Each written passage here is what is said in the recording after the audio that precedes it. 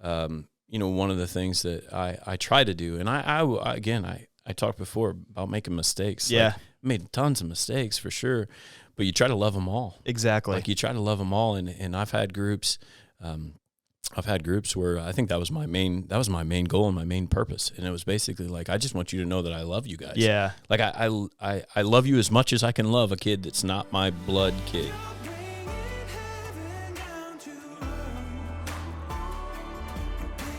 Awesome. Well, welcome to Featuring Fatherhood. My name is Josiah and Zach.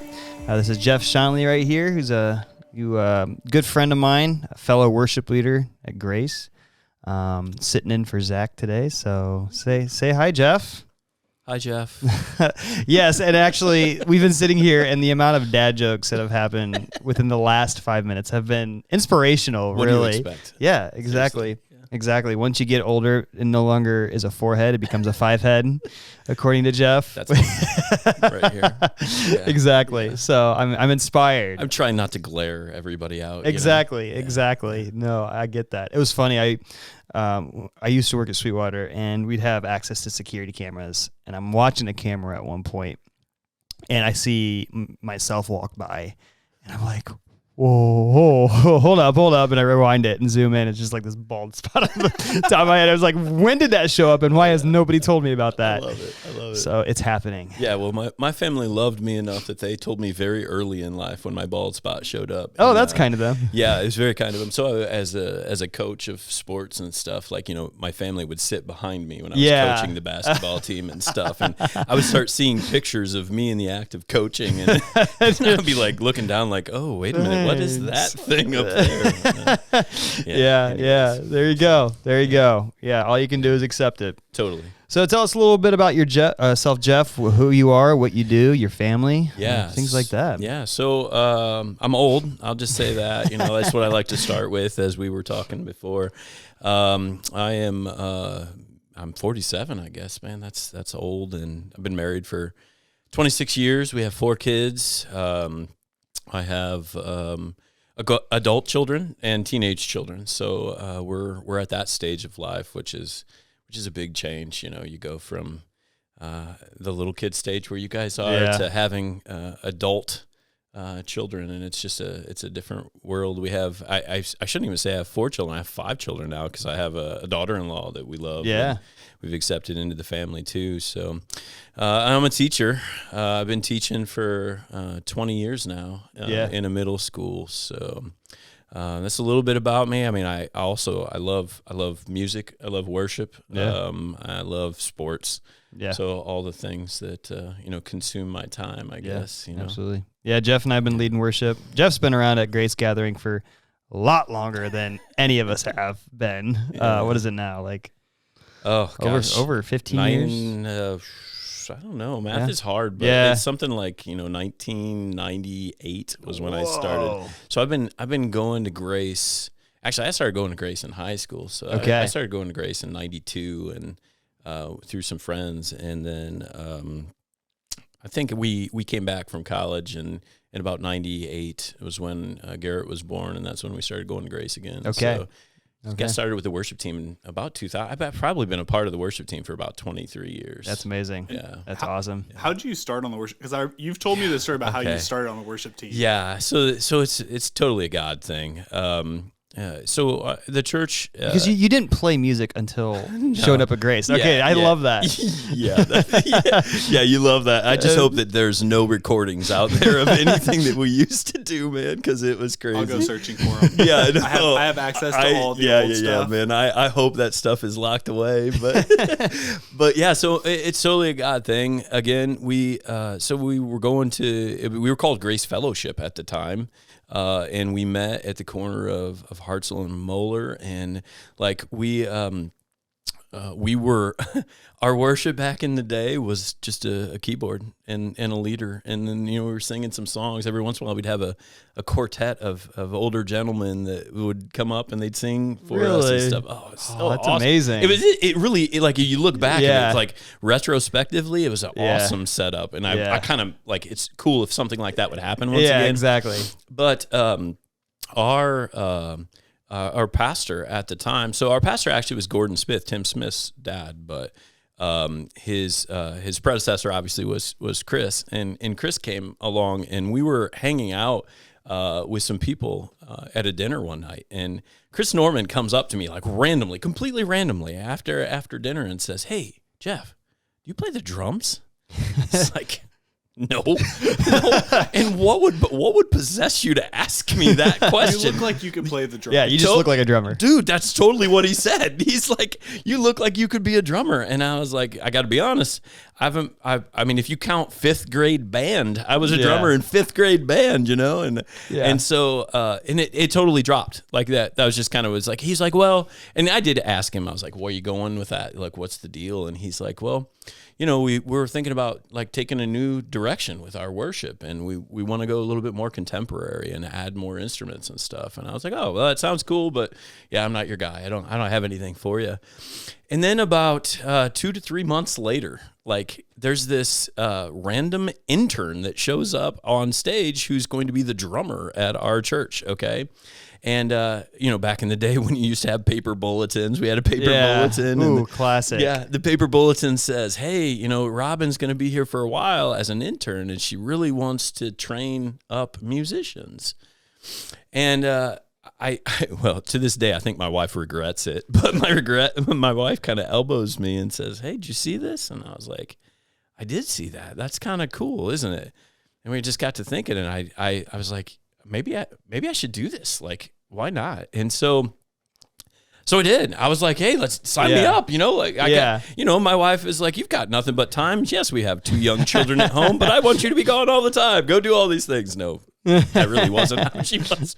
But it's kind of how it felt. But anyways, so there was like, I don't know, there's probably 5 of us who started. Tiffany Heckley. Yeah, Tiffany Heckley was one of them. And a couple other guys that were going to do it. And Robin only was around for a month or 2. And if I remember right, and the details are a little foggy because I'm old, but she basically had some type of a health condition that basically she had to stop drumming and she had to leave. Really? And she was from Iowa. And so she went back home to be treated and stuff. And so here we are after like 2 or 3 lessons of music, and we've got no drummer all of a sudden, but we've got a set of drums. And so they were like, dude, we need some people to play some worship for us. Like, we got this thing started. We want to keep going. Well, I guess, I don't know, it can't be called confidence because I didn't have confidence. Yeah.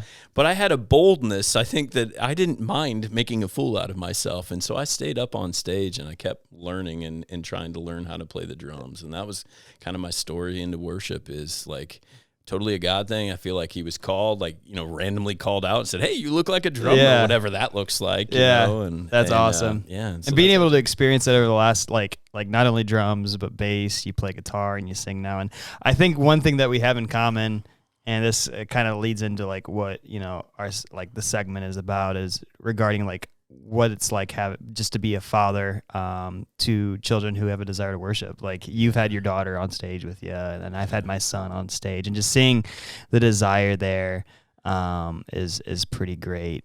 So yeah, I think totally. you can relate on that. Definitely.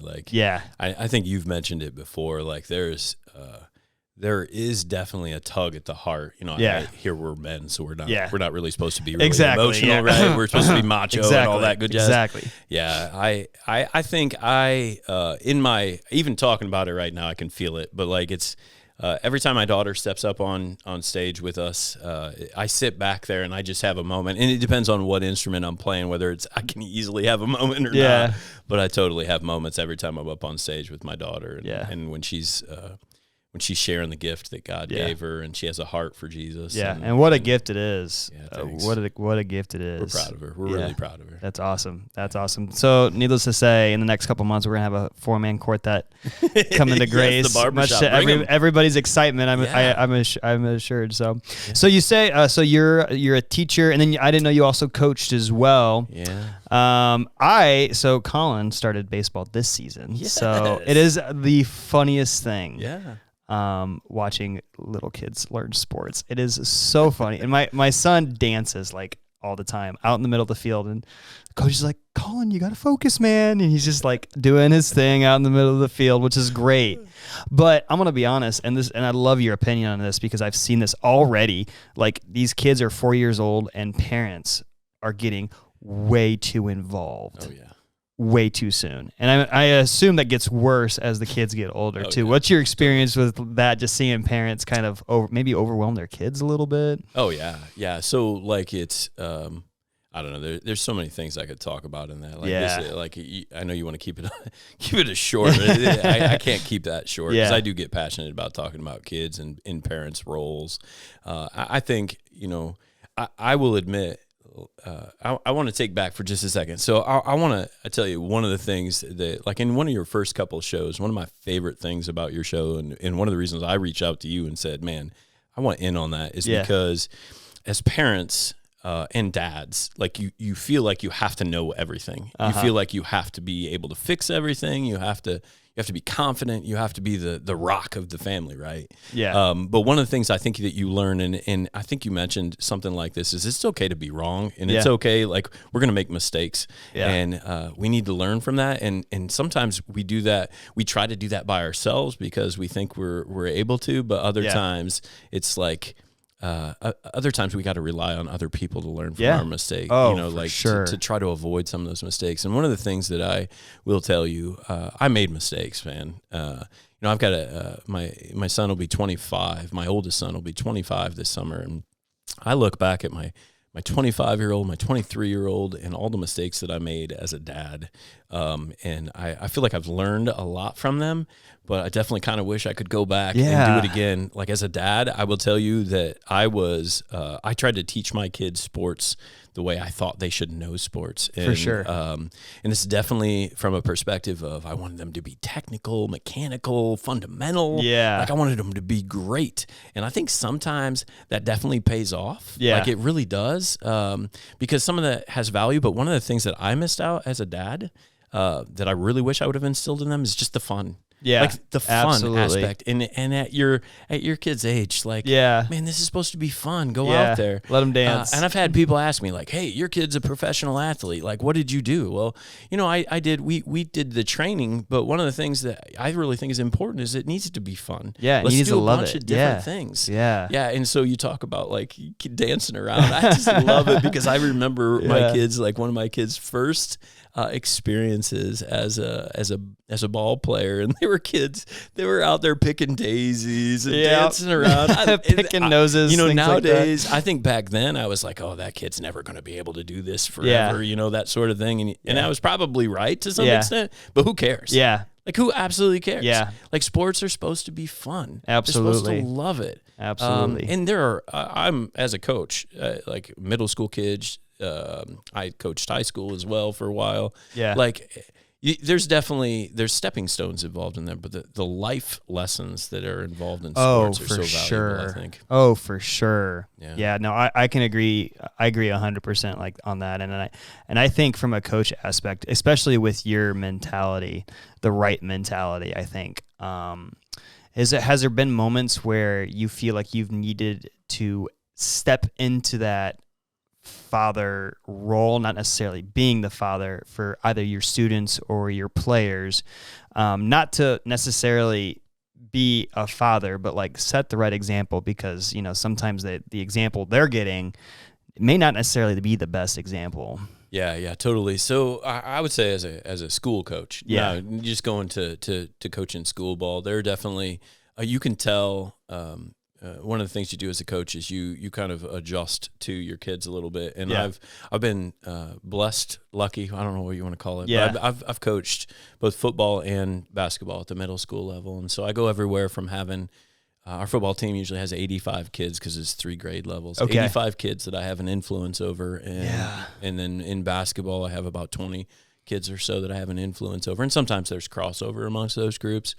But you can usually tell, like, there's some kids that need you to be their coach and just teach them technically, and there's sometimes there are kids that they need a little bit more from you. They need guidance. They need mentorship. They need all sorts of stuff sometimes. And I think that one of the things that I try to do, and I talked before about making mistakes. Yeah. Like, I made tons of mistakes for sure, but you try to love them all. Exactly. Like you try to love them all. And I've had groups, where I think that was my main goal and my main purpose. And it was basically like, I just want you to know that I love you guys. Yeah. Like I love you as much as I can love a kid that's not my blood kid, Yeah. Like, and I often say, like, I won't ask you to do anything I wouldn't ask my own children to do.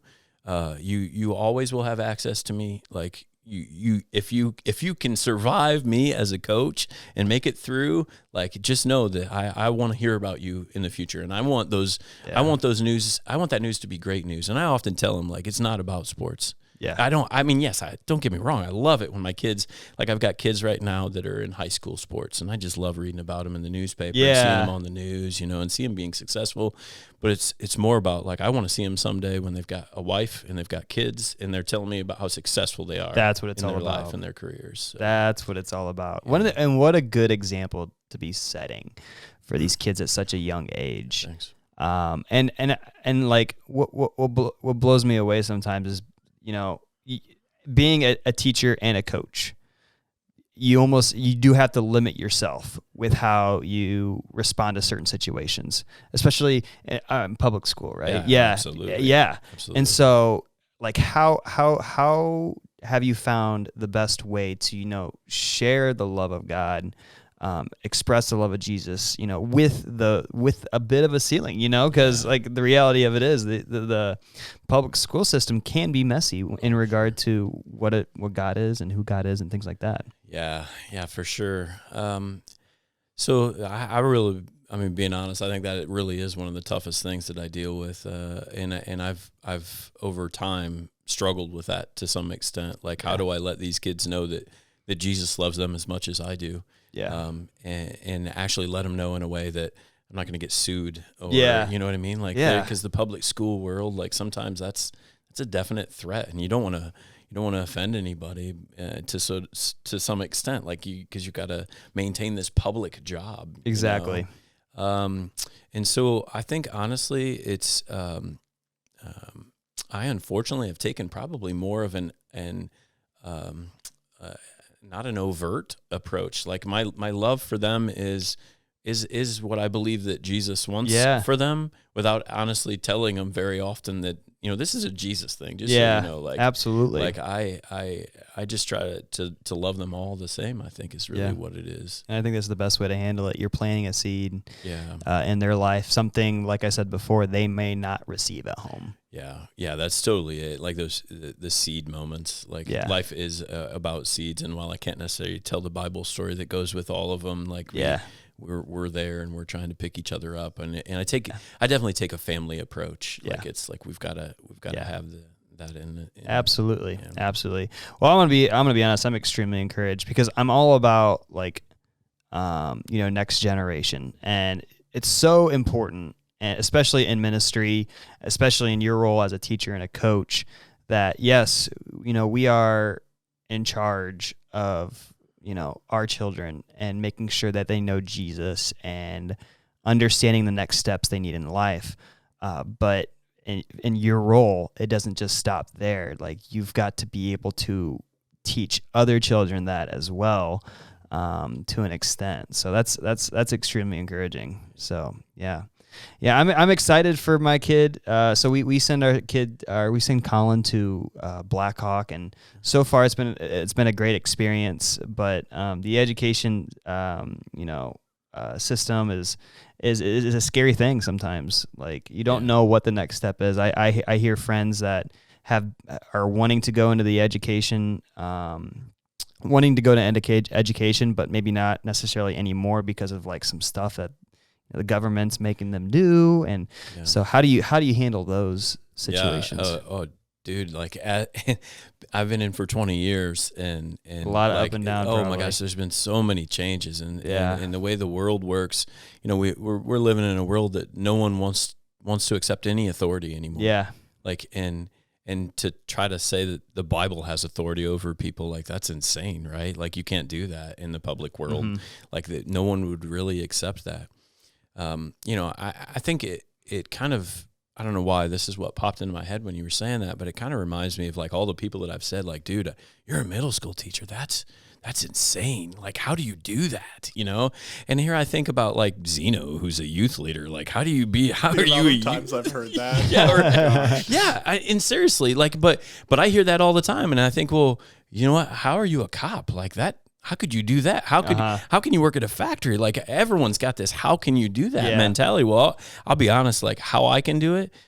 I feel like I was called to do it. Yeah. Like I look at the way my life went and the way I grew up and like the why. Like one of the big things is I told you I'm doing grad school work, and someday soon probably I'll work in the administrative roles in schools. Look at being an assistant principal or principal. And like one of the big things in the program is what's your why? Yeah. Like, there's a book by Simon Sinek, and it's what start with why. And and I think that's a big thing. Like when you think about teaching, and I told this to even my oldest son, who he's going to be qualified to be a teacher someday. And I said, like you don't go into teaching for the money. Like there are people, I'm not. Look, I'll be honest with you. Like I make a decent living. Like if like I can provide for a family. Am I living high? No, not so much. Yeah. But I don't need to live high. Like God put me here for a reason. And I think that's what I tell other people, like when it comes to education and when it comes to other kids, like I said before, we got to love them all. Like all these kids need love, and God put me in this spot. Like God put me in a place where I can influence other people. I can be a stable figure in their life, and not all of them need that. Some of them have great home lives, and some of them have their fathers, their parents. Some don't. Like, and those are the people that probably need me the most. So when people are thinking about education, don't go in for the money, like for sure, but go because you feel called. Like it's a ministry. It really is a ministry. Absolutely. Whether you're in public or private school, education is a ministry that affects people forever. Like I'm scary moment. I'm influencing the future leaders of America, right? Like that's scary. For sure. Make you an influencer? Yes, but probably not so much on social media, man. TikTok influencer. I'm working on that TikTok thing, though. Tell your kids like this week that you're an influencer. I might try that. We'll see what happens. There you go. Yeah. They'll be like, oh gosh, Mr. Shanley's talking. I can just see Gabby right now. Like, and probably not just Gabby. Probably a couple of my children, honestly. Like, you want me to do what? Yeah, that's awesome. No. That's awesome. No, I'm going to be honest. I am extremely encouraged, and I think Zach could say the same thing. Just by like, we need to get you preaching. Like, holy cow, man. Because like regarding, you're like, that's too far. I'll do the podcast. If God calls me, I'm not going to lie. Really if God calls me, I'm going to be there. And that's why I'm so encouraged, because like it can be difficult. Yeah. Especially as a father. I feel that burden. Zach feels that burden. We all feel that burden to just do well and things like that. And the call that God has on our life is so important. And it's so, if you are able to completely rely on God and put your hope and trust and peace in that He's going to provide for you what you need, then there's just a sense of like, okay, it's okay. This is what I'm called to do, and I'm happy to do it.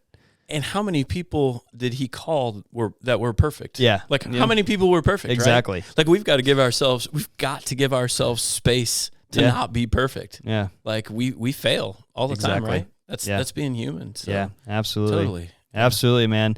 Well, I really appreciate you being here, man. It was like, I'm going to be honest, this is not necessarily the way that I thought it was going to go, but I am like leaving with a different sense of, like the importance of my role and God has in my life. So I really appreciate you, man. Yeah. So excited to be here. Yeah, dude. Yeah, we'll have Jeff on more often. I love it, man. I will say, we still have like 7 minutes left. Oh, nice. So we didn't really start with like a... Exactly. Yes. We usually do something fun. Yeah. Yeah. Okay. Yeah. So we got it. Oh, go ahead, Zach. No. Zach's got something. Okay. No, wait. Yeah, I know what I know. Oh, yes, I have one. Go for it. If you've got it, go since we have a seasoned individual over I like here. It. Okay. Seasoned, okay. Yeah. So a question that we had a while ago is, what piece of tech do we miss as kids that our kids aren't able to experience now? And since which Yeah. Wait. Question: was there tech around when you were? Bazinga! You're like, love it, I missed man. the kerosene lamp, things like that. Oh man, Wasn't there like a string with a key on it or something? you guys? Oh No, man. I think the best piece of tech that ever was invented was that ball on a string with a paddle thing, wasn't it? Like, Ding, ding, ding, ding, ding. yeah. What was that shows called? you- I don't have a clue. The paddle ball thing? or something like that. I don't know. My daughter got one for Easter and we just threw it away. What? You threw it away? Sorry, Mom. It's like that's history that's right so- there. Yeah, that's so history. sad. Yeah, shows you how creative people were back in Exactly, the day, right? yeah. Like, hey, let's put this ball on a string and attach it with rubber to a paddle. And let's just Exactly. see how long people will sit here and do this. And you know what? They did it for hours. Oh yeah, For like hours. that, yo-yos. Even like I think about when I was a kid, there were things that like the Rubik's Cube. Yeah. I would just sit and do that for hours because I didn't really have Right. anything else to do. Yeah, yeah, totally. Yeah. I mean, I don't know. That's also like tech. Like, I didn't feel like there was a lot of tech. There were some cool things. Like you guys, I don't know. I'm sure. Okay, you guys not have seen- tech. Maybe something like, Like toy? toy Just wise. more toy. Like, wise. okay, so Yeah. what did Okay. we share? Because we said I said my MP3 player. an Oh, iPod. Oh, We said video consoles. Like my Super Yeah. Nintendo I was said, I said iconic. AOL Instant Messenger. okay. Yeah. Yeah, AOL Instant Messenger. You got mail. That's hilarious. I remember the first computer we got, which was like this giant console thing. Yeah, and I think it had pinball on it. I think that's what we played. That was it, pinball, and it did some word processing. I think, you know what I think is probably the worst toy, at least in my opinion. Like, I never saw the value of it, and I think they reprised it, and it came out, so you guys might be familiar with it. But it was like I think they called it magnetic football, and it was like this big, huge thing that was made to look like a football field, and you put these like players on the field, and you were supposedly playing football, but all you did is like plug it in, and it shook the players around, and they bounced all around on the foot. You guys are looking at me. I can tell you guys have not seen this. No, I have no idea what you're talking you're gonna about. have to do some YouTube research, man, and you're gonna have to find What is it that called? football game. I think it was called magnetic football. I That's think is what hilarious. it was called. We'll have it to was put something in there. it was arguably one of the worst toys ever, but every dude wanted one, like it, because it was football. And there was no way to really control. There's literally just like no guessing game, control. like, let's It was hope. no control whatsoever. It just the characters or whatever. Found it. Bounced. He found it. Okay. It's $89 on Amazon if we want to pick one up. $89 on Amazon. Yeah. Yeah. Well, I don't know that it's worth $89. I was gonna man. say. I don't know how it's worth $89. That There's is a weird. YouTube video here, vintage 1960s electric vibrating NFL football. Yes, that is you gotta search that up, man. That That is is great. totally worth. It's I don't know why it was so popular. I really don't, because you had no control whatsoever. Well, there's so many toys like that. Like, what was it a couple years back? Like the fidget spinners. Oh, yeah. got so popular. Oh really yeah, did. yeah. Those and are you could kinda get them cool. in different hated 'em. colors or Yeah, all yeah, sorts of yeah. weird things. Yeah. That Yeah. was back when I was leading middle school ministry. Oh I yeah, hated everybody them. was probably playing. Well, with that was them. back I during confiscated it. that was back during COVID too, and nobody Yeah. had anything to do It's- but like probably yeah. just play the fidget self-control. Exactly. And, yeah. Exactly. Regulation Man, type stuff. That's yeah. awesome. Yeah, we had all sorts of there's all sorts of toys. I'm not sure kids really enjoy them, like things like the Nerf hoop. Like Yeah. the Oh, Nerf yeah. hoop that you hang on the doors. Yeah, you like, hardly see some those pretty anymore. classic, Dude, pretty classic moments when we were used that in younger. college. Oh yeah, it was Like trying to do like a game of ox instead of pig. right. In like our college dorm, it's just all trick shots under the bed. Like, Uh-huh. Oh yeah. Well, we liked it. Usually with my friends, it was full contact. It was full contact basketball, 1-on-1. Like there were probably holes in basement Yeah. walls and stuff. Like it should be. Things got real. There you go. Yeah. That's So, awesome. Awesome. Classic. I like it. All right. Sounds good. Well, appreciate you, Jeff. Looking Yeah. forward to having Thanks you for back having on. me, Next man. time you're on, we'll have a magnetic football field we can try out. So You got to at least have the video of it. There I you mean, go. can we at least get a clip of it? yeah, That's there all you I'm go. asking for. Yeah, awesome. Well, I appreciate you being here. If what Jeff said, resounds with you, make sure to leave a like or a comment and things like that. And yeah. Well, thank you, sir. Appreciate you having you on board. All right. Yeah. Thanks, Yep, man. yep. Thanks for having me.